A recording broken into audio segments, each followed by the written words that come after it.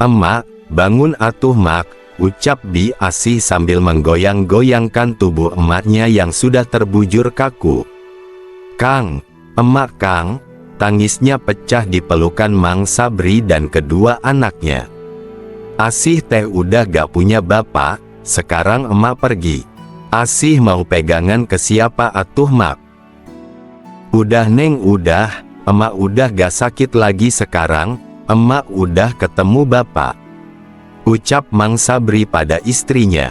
Tangis Bi Asih tak bisa berhenti, mengingat betapa banyak kenangan bersama emaknya. Sampai teringat betapa terpukulnya emak saat kehilangan bapak, hingga mengalami stroke selama beberapa tahun ke belakang. Terdengar egois memang bila Bi Asih masih belum bisa menerima kenyataan sepahit ini, tapi alasannya masuk akal. Karena dirinya merasa belum bisa merawat dengan baik dan membahagiakan emaknya sampai ajalnya tiba. Terlebih lagi Bi Asih belum siap menerima kenyataan bahwa kini ia sudah tak memiliki orang tua. Dan harapannya kini hanyalah Mang Sabri, suaminya. Mang Sabri memeluk istrinya, ia tahu betul bahwa luka istrinya begitu dalam. Pak Bari, Bu Linda dan tetangga sekitar berdatangan ke rumah Mang Sabri. Rumah Pak Bari dan Mang Sabri hanya terhalang oleh 3 rumah. "Si Bri, akang turut berduka cita ya," ucap Pak Bari pada Bi Asih dan Mang Sabri. "Iya Kang, terima kasih," jawab Mang Sabri, yang masih tetap berusaha menenangkan istrinya. "Teh, udah teh, kasian ke emak kalau Teh Asih kayak gini," ucap Bi Roh, adiknya Bi Asih. Sambil mengelus rambut kakaknya. "Iya sih, Asih harus ikhlas, Asih harus ridho," ucap Bu Linda. Bi Asih kini mulai agak tenang. Prosesi jenazah dilakukan. Dari mulai dimandikan, disolatkan dan hingga akhirnya sampai pada proses dikuburkan.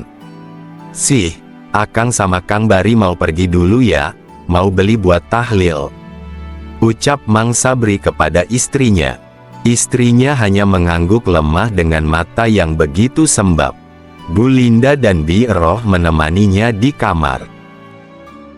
"Kang, coba Teh Amara telpon dulu sama akang, kasih tahu kalau Sabri pulangnya masih lama. Sabri bakal di sini dulu sampai beres tahlilan yang ke-7 hari," ucap Mang Sabri. Pak Bari pun menelpon Amara. "Halo Teh." "Halo Pak, kenapa?" "Teteh gimana kabarnya di sana?" "Baik, alhamdulillah baik. Kabar Bapak, Ibu, adik-adik gimana?" "Kita lagi berduka, Bapak nelpon Teteh juga mau ngabarin. Emaknya Bi Asih meninggal dunia tadi jam 3 pagi, sekarang sudah dimakamkan. Jadi Mang Sabri gak akan bisa pulang dulu ke sana sampai tahlilan hari ke-7 beres." "Innalillahi wa inna ilaihi rojiun," bilangin ke Bi Asih dan Mang Sabri. Teteh turut berduka cita, dan bilangin juga ke Mang Sabri, soal pulang ke kos gak usah dipikirin dulu.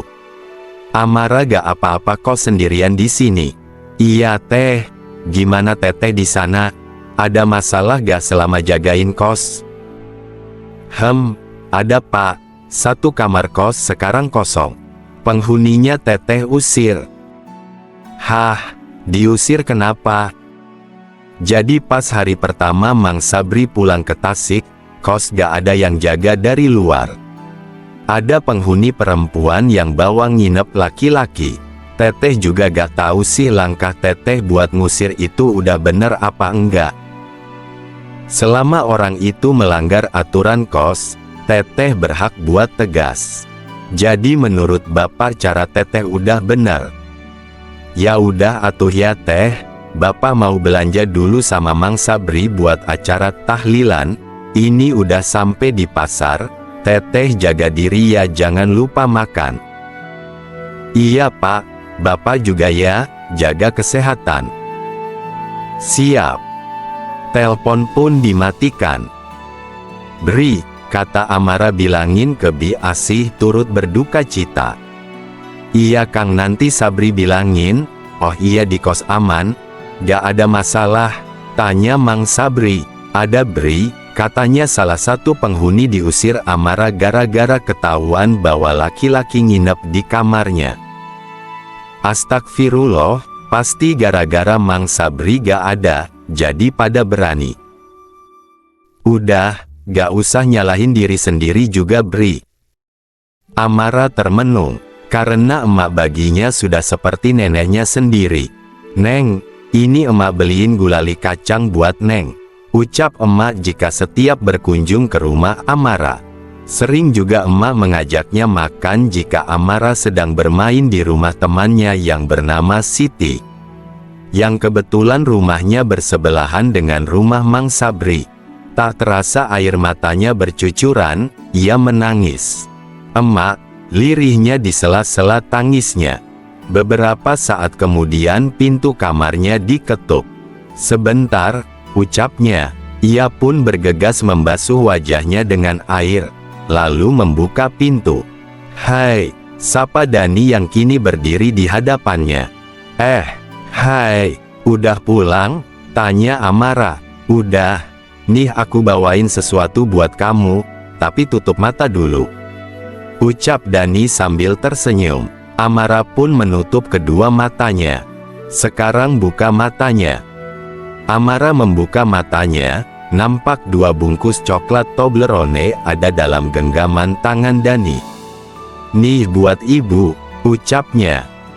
Makasih loh Dan, balas Amara sambil tersenyum. Nanti dimakan ya. Aku mau ke atas dulu, pamit Dani. Baru beberapa langkah, Dani balik lagi menuju pintu kamar Amara. Tunggu, ucapnya sambil menahan pintu yang hendak tertutup. Kenapa? Kelebihan yang ngasih coklatnya? Tanya Amara. Enggak, bukan. Boleh minta nomor HP ibu gak? Tanyanya. Haduh, kirain apa? Boleh, nih nomornya, ucap Amara sambil memperlihatkan nomor yang ada di layar HP-nya. Dani pun menyalin nomor itu kemudian di-save di HP-nya. Sip, makasih ya, ucapnya kemudian berlalu ke lantai atas. Perempuan itu merebahkan dirinya di kasur. Terbesit dalam lamunannya, saat hari pertama mereka bertemu. Dani yang saat itu masih mahasiswa tingkat akhir, dan dia yang masih mahasiswi baru di kampus yang sama. Siang itu mereka bertemu di kantin kampus, lalu tiba-tiba Dani mendekatinya. Boleh kenalan gak? Tanyanya. Boleh Kak, ucapnya agak sedikit kikuk. Jangan panggil kakak, panggil aja Dani, ucapnya sambil tersenyum. Oh oke. Nama kamu siapa? Namaku.